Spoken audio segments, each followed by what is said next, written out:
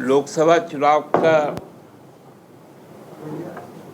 जो औपचारिकता है, उसका प्रथम चरण का जो नामांकन की प्रक्रिया वो अब समाप्त हो गई है और देश में चुनाव की जो आचार संहिता कुछ दिन पहले से लागू थी, अब चुनाव के प्रक्रिया में आ गई। इस बीच में सुप्रीम कोर्ट का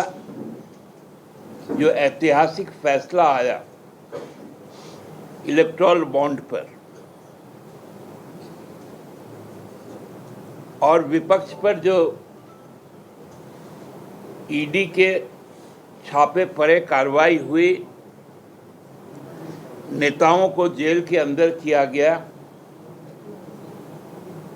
चुनाव में हार का डर इस प्रकार का है कि अब तो विपक्ष के प्रत्याशी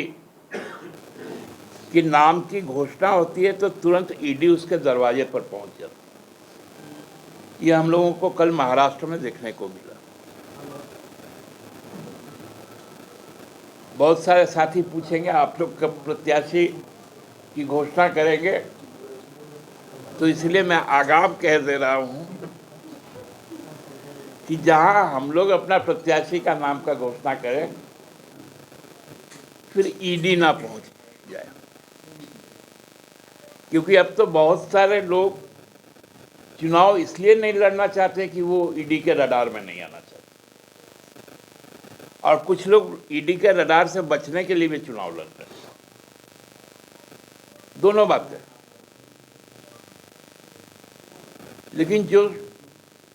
सबसे बड़ी खबर है वो खबर है कि देश की जो फिनांस मिनिस्टर है उनके पति पराक्कल प्रभाकर,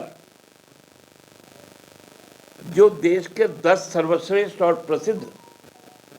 अर्थशास्त्री हैं, उस श्रेणी में आते हैं। अर्थशास्त्र में उनकी पकड़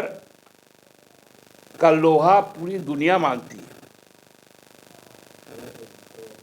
हम लोगों को गर्व है कि अमर्त्य सेन का, अभिजीत बैनर्जी का, डॉक्टर मनमोहन सिंह जी का, प्रभाकर जी का ये देश,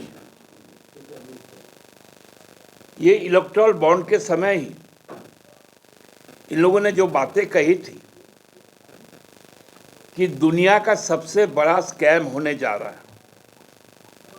वो बातें अब सही साबित होने लगी। हम लोगों ने देखा था छत्तीसगढ़ के चुनाव में महादेव ऐप के नाम पर चुनाव लड़ा गया। अभी दिल्ली में